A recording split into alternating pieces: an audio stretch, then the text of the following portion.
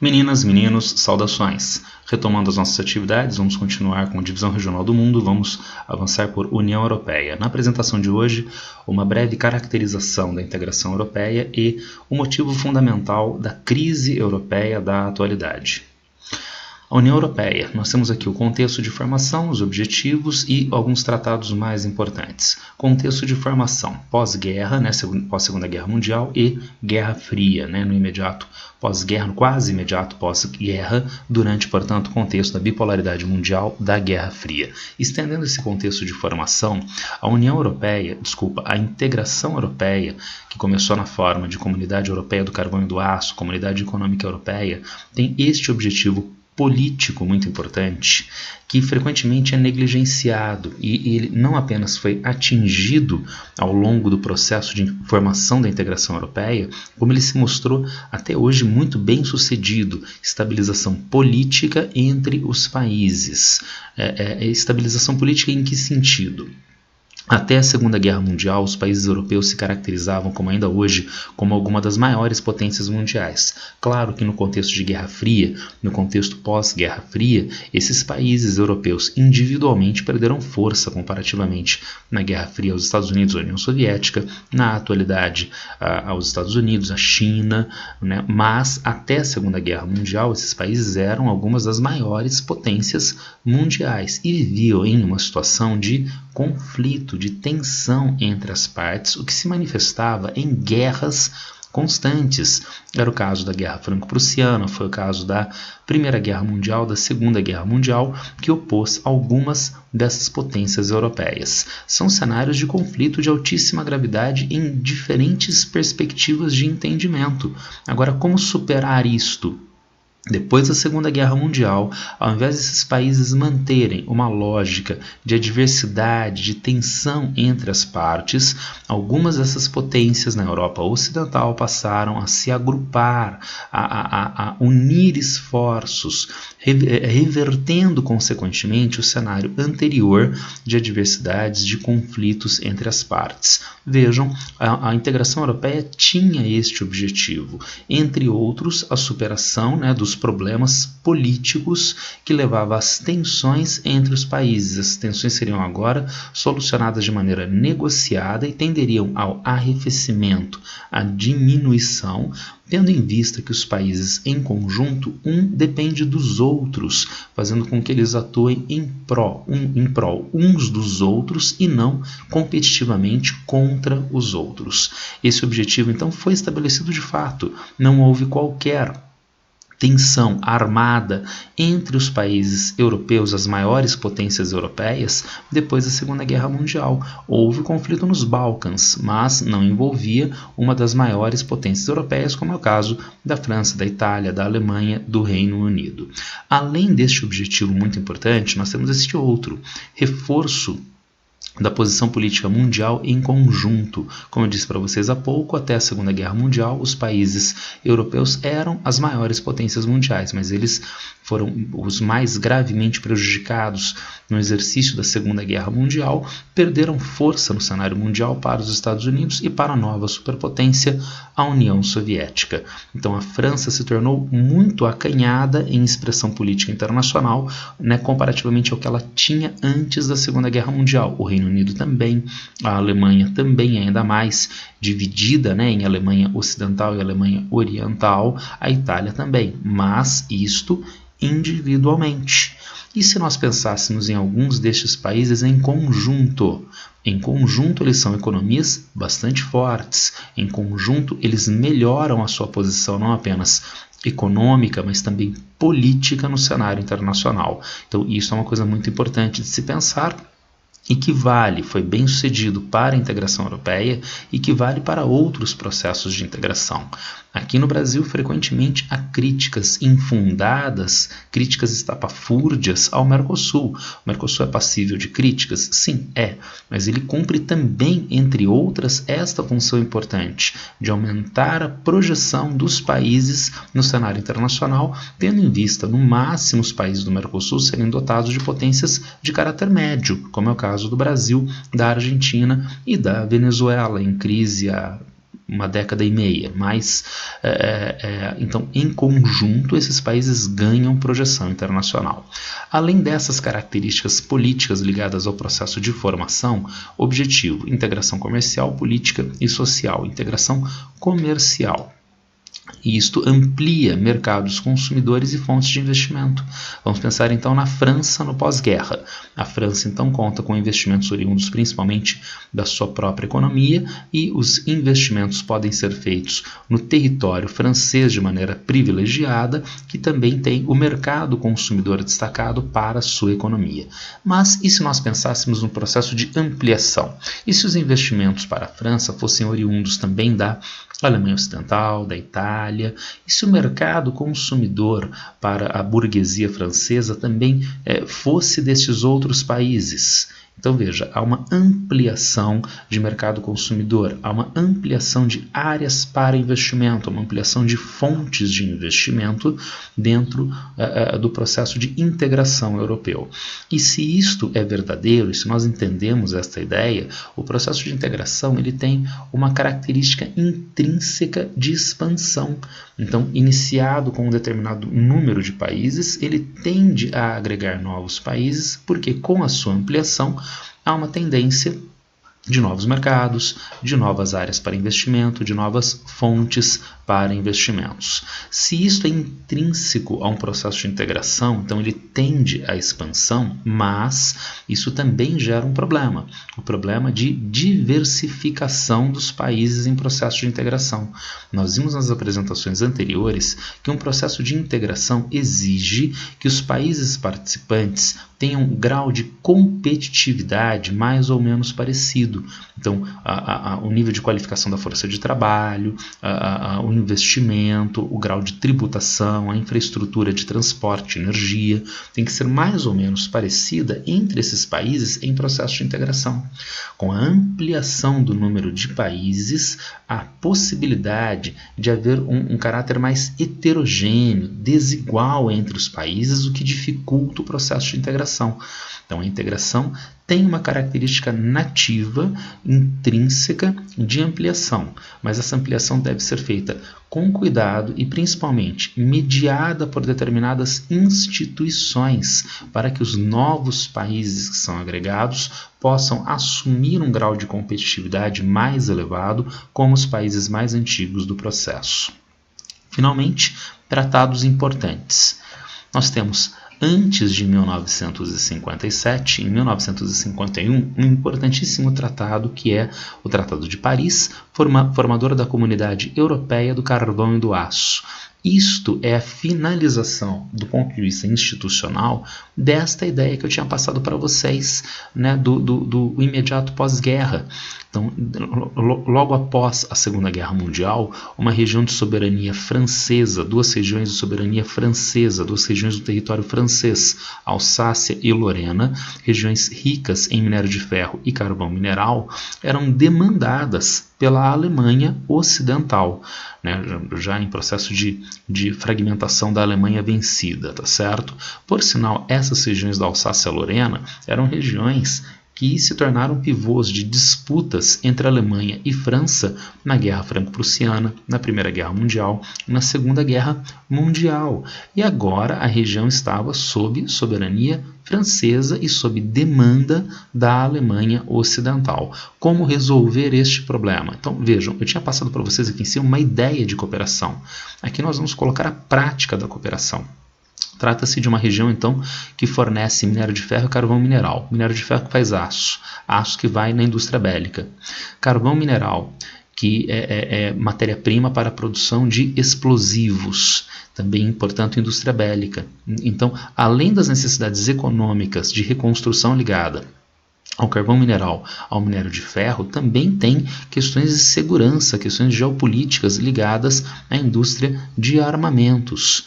Então, isto gera uma desconfiança muito grande, um temor e, consequentemente, uma agressividade muito grande de país a país, França e Alemanha historicamente. Mas agora eles vão superar isso através do Plano Schuman, que vai desembocar na Comunidade Europeia do Carvão e do Aço de 1951. Através deste plano, a região é francesa, sim, as regiões da Alsácia e Lorena, mas quem pode atuar na exploração do minério de ferro e do carvão mineral nessas regiões?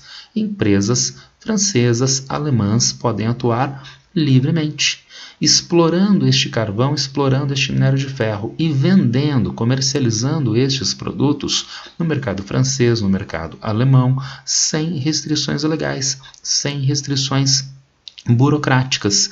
Consequentemente, há uma ideia de partilha destes recursos entre essas duas potências continentais europeias, a Alemanha Ocidental e a França.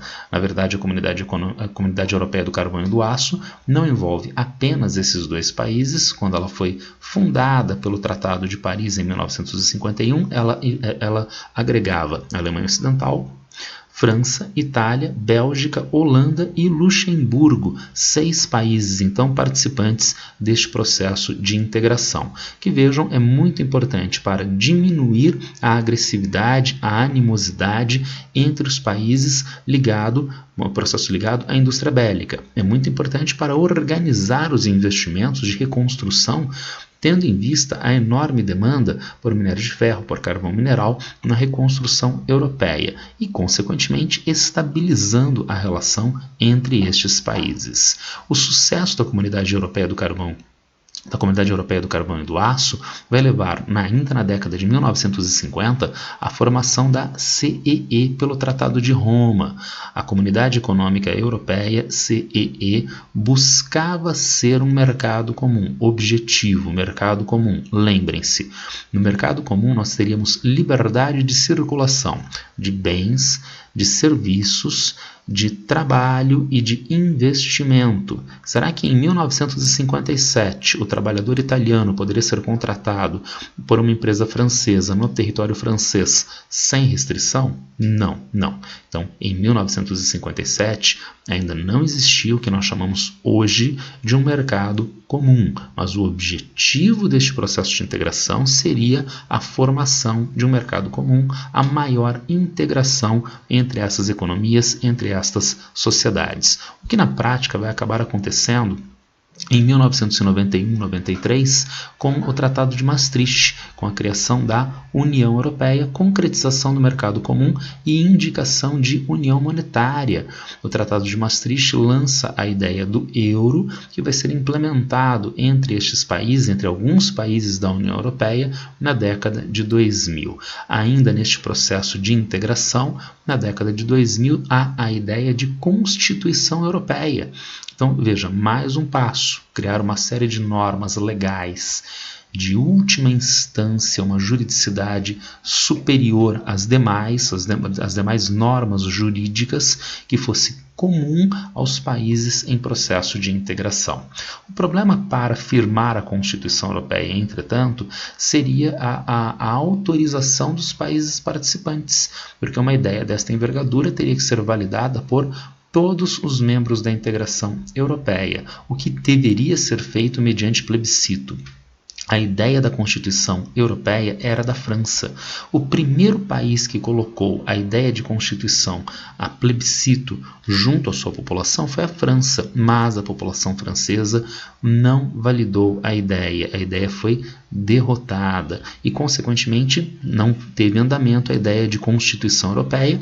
O que houve, então, foi uma substituição da ideia de Constituição Europeia pelo Tratado de Lisboa. Então, o Tratado de Lisboa cria uma série de regras entre esses países do processo de integração que não tem a validade de uma Constituição, que não tem a envergadura de uma Constituição, mas que organiza o processo entre os países participantes.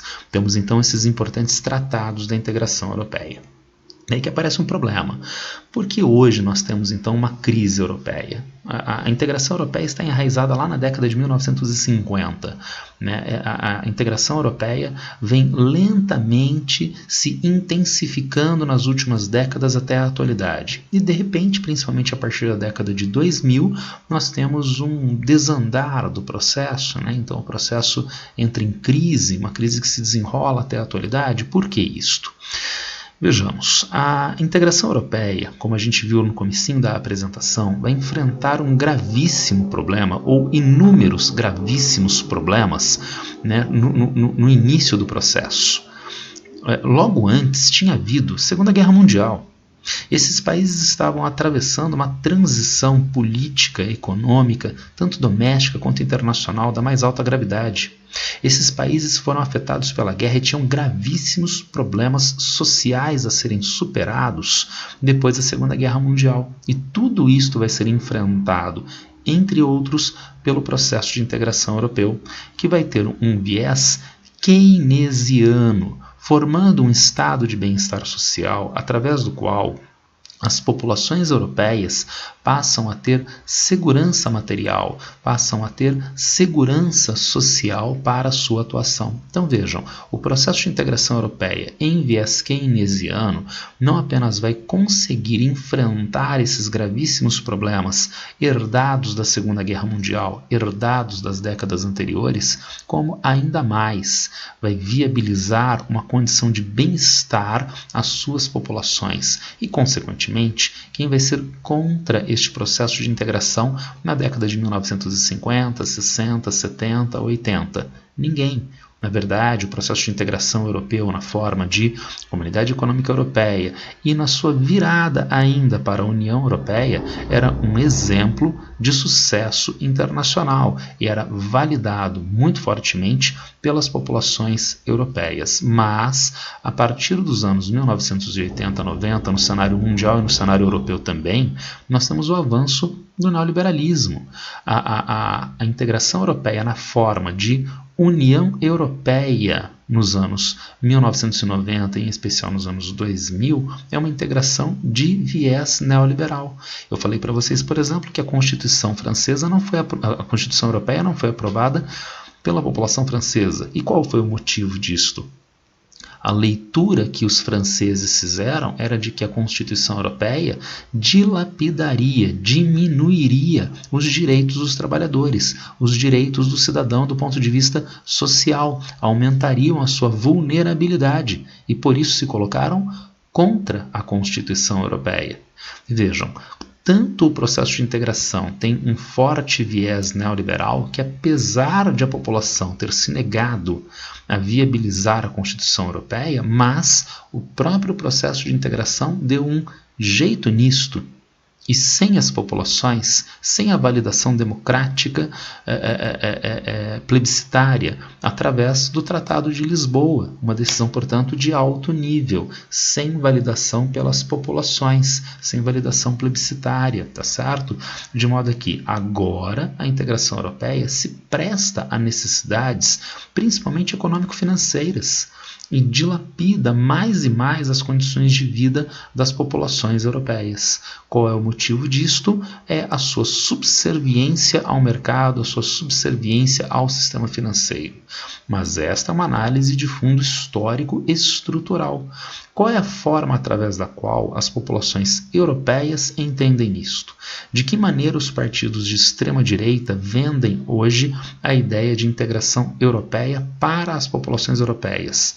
De que a sua condição de vida, cidadão europeu, que está hoje precária, que está hoje vulnerável, é por culpa da integração europeia. Vejam, se esquece de colocar essa partezinha tão importante do neoliberalismo. A culpa é da integração europeia. Resultado, eu sou um cidadão europeu que vejo uma União Europeia, que vejo um processo de integração que funciona muito melhor para o sistema financeiro, para os grandes bancos, do que para mim mesmo, para resolver os meus problemas. O desdobramento disto é o crescimento quantitativo, crescimento em força dos chamados eurocéticos, as populações, os grupos políticos organizados, os partidos políticos que são contrários ao processo de integração europeu. Nós já tivemos um desdobramento de altíssima gravidade destes eurocéticos no plebiscito Brexit, através do qual a população britânica validou a retirada do Reino Unido da integração europeia, tornando-se o primeiro país, desde o início do processo de integração, a se retirar do processo de integração europeu, o que vai ser finalizado provavelmente até agora, o final de 2020. Tudo bem? Com uma ideia inicial de integração europeia, era isso que eu tinha para passar para vocês hoje, né? Uma ideia de características gerais da integração europeia, seus objetivos políticos e econômicos, os tratados mais importantes e por que nós temos a matéria-prima fundamental da crise europeia da atualidade. Se alguém tiver alguma dúvida, alguma pergunta, por favor, me acessa nas redes sociais. Era isso por hoje, abraço para todo mundo e boa sorte.